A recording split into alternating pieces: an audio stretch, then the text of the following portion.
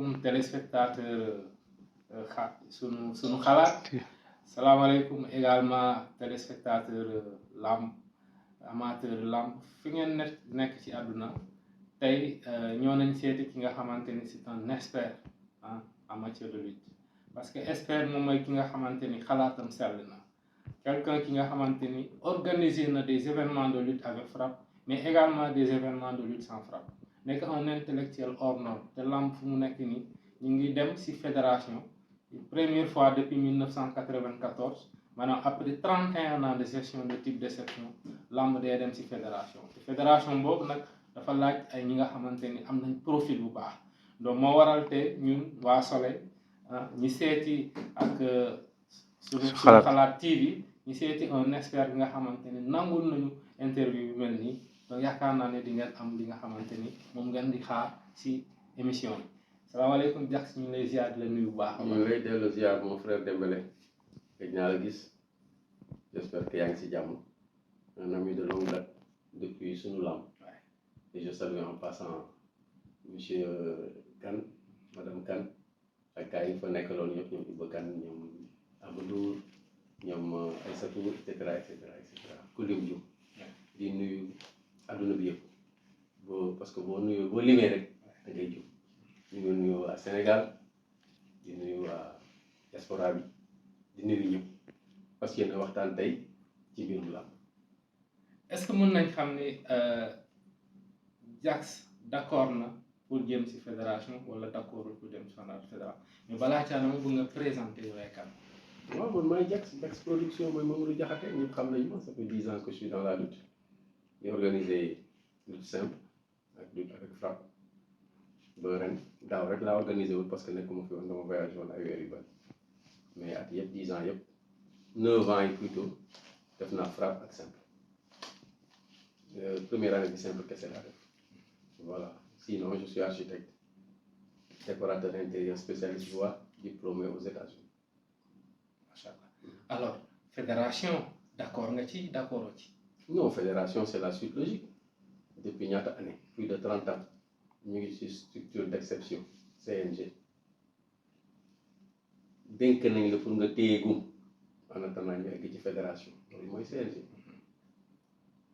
tonton Alioune Sarr ne si liggéey si liggéey bi mucc ayib li ñuy liggéeyee nii yëpp 90% yi tonton Alioune Sarr ko defar équipe dinañ jàpp ba léegi di ci liggéey donc ñu ngi koy nuyu au passage di nuyu képp ku àndoon ak moom liggéey moom te lii nga xam ne tey moom la ñuy jariñoo tey ci CNG. léegi nag ñu war a yéeg beneen niveau loolu mooy fédération. alors ñu ngi ciy jëm ñu ngi ci campagne candidature yi ñu ngi koy déclarer est-ce que Jax candidat la. loolu jarul laaj c'est une évidence fédération tu xam naa làmb rek damay ñëw jiite fédération fédération beneen niveau la man maa gën a néew ñi xam làmb ci biir fédération ñu ko ñu ci biir groupe bi waaye niveau intellectuel bi. defe naa ne maa ci gën a kawele fa ma jaar yaakaaruma ne kenn jaar na ci man ouverture yi may am yaakaaruma ne kenn dina ko am ci ñoom la ma yéene làmb xam naa ko kenn yéene ko làmb ci ñoom. alors maa ñu tuuti ci sa jaar-jaar pour gars yi xam ne li nga waxuloo ko pour sànni. déedéet man du ma sànni yow xam nga ma man du ma sànni man lu ma wóolu du ma ko wax lu ma xamul du ma ci dugg mais làmb li mu laaj. du ay affaire xam naa làmb damay jiite fédération. loolu daal mooy certitude. il faut un autre niveau un bagage intellectuel élevé am ouverture dégg ay làkk yu bari parce que da ngay tukki ci àdduna bi. moo nekk président fédération di làkk wolof rek. wala say français leerul. wala déggoo anglais. boo demee dans les trucs organismes internationaux lan ngay wax da ngay taxaw di xool lii ak sa sabador wala ak sa robe. sérieux c'est un autre niveau. voilà da ngay ñëw taxaw incarner leneen. ku la gis xam ne yow doo ko ndaw ponkal nga am idée yi nag ànd ak moom liggéey ñu xam làmb nag wër la ñu la ko gën a xam fuuf wër la yow bëgg a def jokkoo ak ñoom ñu teg ko ci yoon jaarale ko ci yoon li ñu manqué la yow nga andi ko uti ji ko pour mu nekk njariñu ñëpp parce que làmb suñu produit la dafa war a jariñ ñëpp du affaire mbër rek nag moo ne jariñ ñëpp du mbër rek mbër yaa ngi fa entraîneur yaa ngi fa chef d'écurie yaa ngi fa yéen ñi nga xam ne yéen a ngi def la presse di véhiculer lépp muy wër ci àdduna bi yéen a ngi ci biir ñëpp ci war a jëriñu waaw. alors nekk candidat aussi certainement xalaat nga si say programme yi nga xamante ni yéene nga ko waa làmb ak làmb si boppam. est-ce que mën nga ñu décliner un peu ce projet sa ambition. waaw si incha allah buñ ma falee li may jëkk a def mooy demander état mu delloo ñu suñu arène ñun ñoo moom suñu arène. loolu mooy lan delloo ci arène. ñoom ñoo téye arène bi teg fa directeur teg fa leneen. ñu def ñuy delloo suñu arène fédération mooy gérer arène bi arène c'est pour la lutte. leneen lu ñuy ci greffé ci biir ay salle ay réunion yooyu yëpp greffage la rek làmb la ñu wax pour làmbal arène bi ñun ñoo koy yore def ci ay modification ba mu mucc ayib mu nekk loo xam ne day nekk un bijou parce que fu mu nekk bijou benn produit rek la ñu tegal man architecte bi mooy wax ak yow ak décorateur bi rek léegi.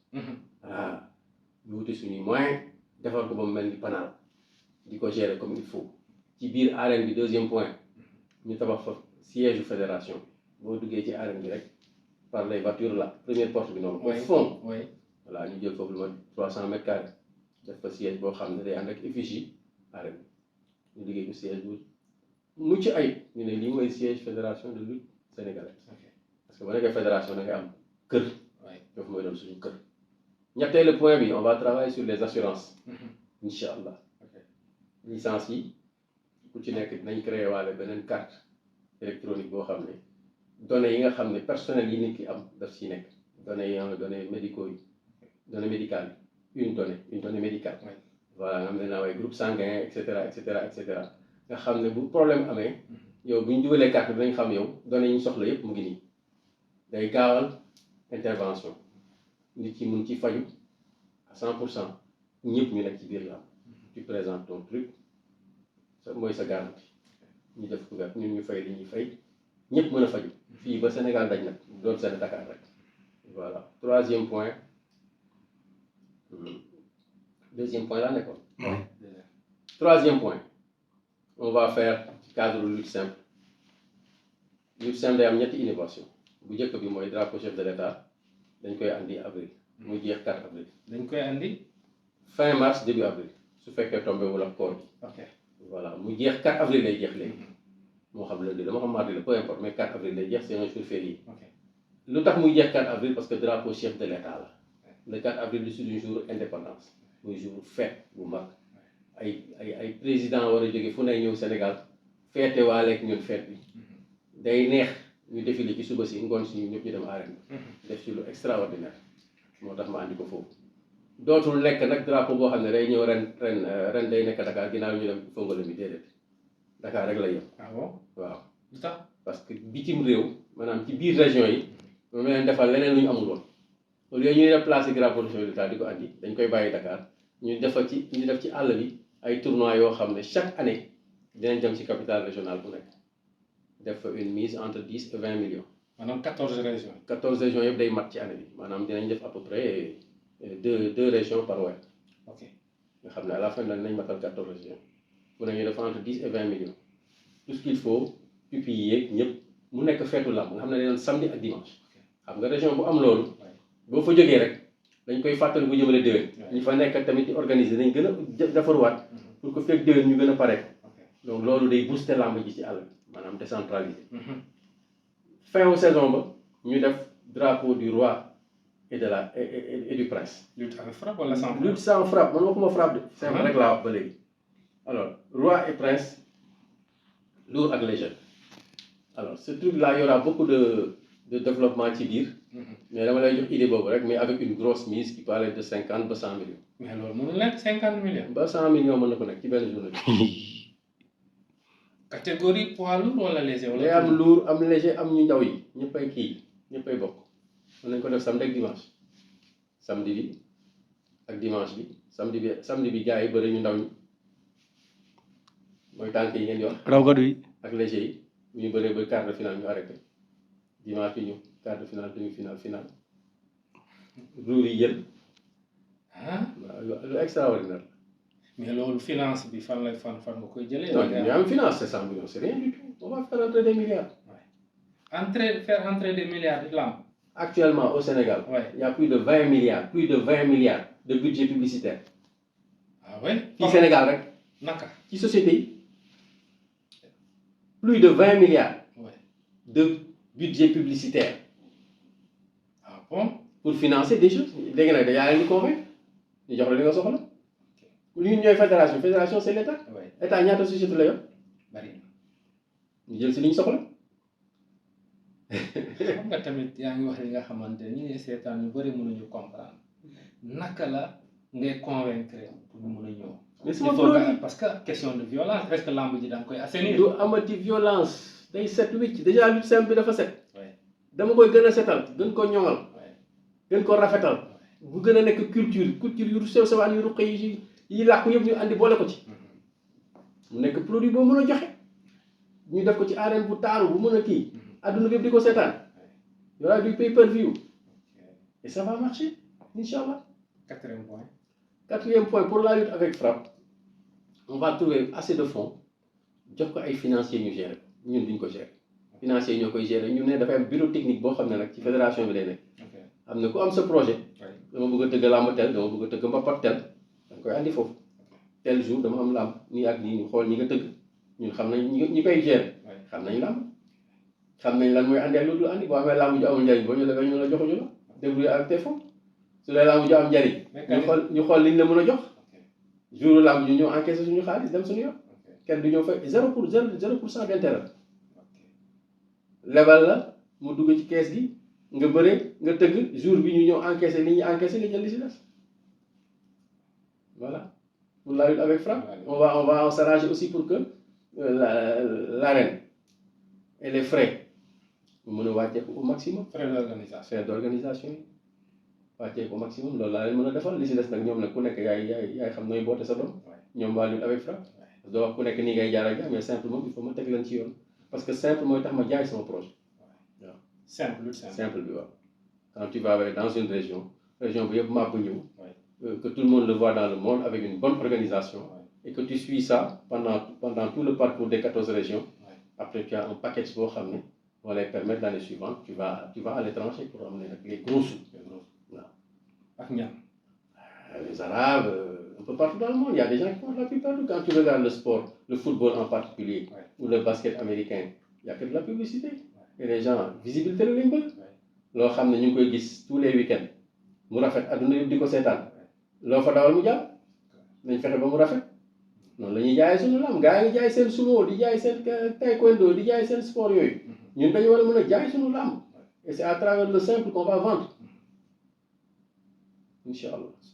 Alors, après loolu on demandera à l'État au moins 200 hectares fu mu ñu ko jox baax na bu soriwul ñu mun def un projet immobilier lancé appel d'offres ñëpp am kër yéen ngeen am kër mbër yi am kër entraîneurs yi managers yi ñëpp. coopérative d'habitat qu'on va financer taxaw nit ñi am. Ah bon? Ah, c'est faisable.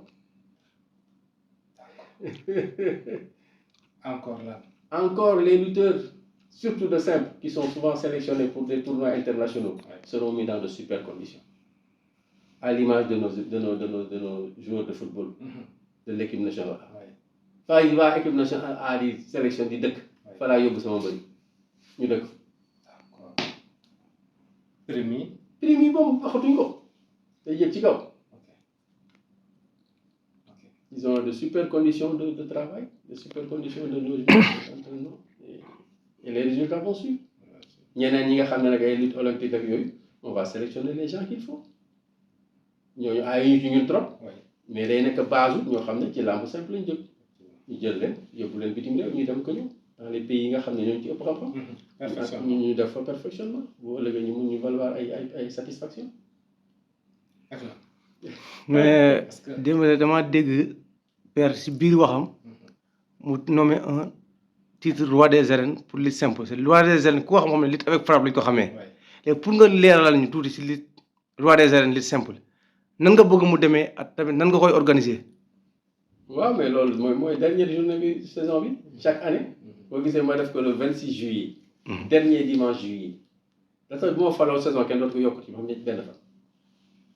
ok.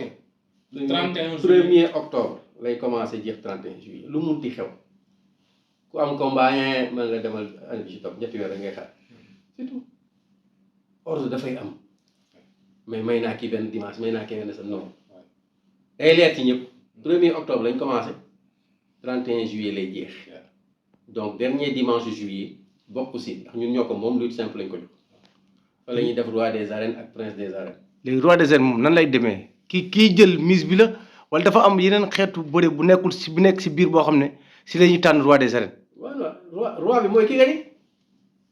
ki jël tournoi. waaw xam nga tournoi bi da ngay teg mise 50 millions. wala lu ko ëpp. wala lu ko ëpp. waaw maanaam ñu ne ordinateur jël na ko. waaw léegi kooku gagné na dem na daan na ba final. waaw ba final. waaw léegi si biir daan na ko ba final. waaw par benn combat lay bëre ba final wala day nekk. wala day nekk comme championnat aller et retour. déedéet tournoi la le tournoi de lutte simple est un tournoi de lutte simple dañuy tiré. ni ñuy bëree. voilà mën nañ ci dugal un règlement particulier. voilà moo tax par exemple soo bëree daan Jax ak Dembélé ñu ngi bëree. Jax daan na premier tour. daan na xam nga dama war a éliminer Dembélé. ñu ne déedéet éliminer goo ko ñu sifflé waat. Dembélé daan Jax muy 1-1. ñu ne ku njëkk a daan 2 yaa moom yëf. ñu bëri waat Dembélé daan Jax. Dembélé qualifié na Jax toog na. mu ngi doon toog. foofu nag la moo tax ma bëggoon nga leeralal ñu côté boobu. loolu yëpp mën na nekk. pour ñu mën a am nekk est-ce que loolu. du gën a guddee tamit boobu. guddee bi amul solo ñun lutte simple la ñuy def lutte simple on va mettre ce qu'il faut c'est la fête affaire roi ak reine la dañu mettre la sécurité bi ñuy ñibbi si jàmm. c'est simple y a pas de violence. mën nañ ko teel a commencé bu ñu neexee sax ñu commencé tisbaar lutte simple la. nit ñi dañuy ñëw y a pas de violence. 2 heures pile ñu sifflé bu ñu jullee tisbaar ba pare ñu ne ay 3 heures ay sifflé lamb ñëpp dama fekk gars yi stade fees dem ñu commencé bëri jëmale 8 heures du soir balaa 8 heures mu jeex. lutte simple yàggul. non non. est-ce que loolu naka nga mën a defee ba li nga xamante les grandes stars yi nga xamante ni bàyyi nañu ay ñoom Reug Reug ay ñoom Franc ñu mën a ñëwaat bokk si lutte sans frappe. xaalis bi dina bëri xam naa ne ku bëgg gañe xaalis rek boo xam ne fayoo ci ay sëriñ sonnoo ci rapidement.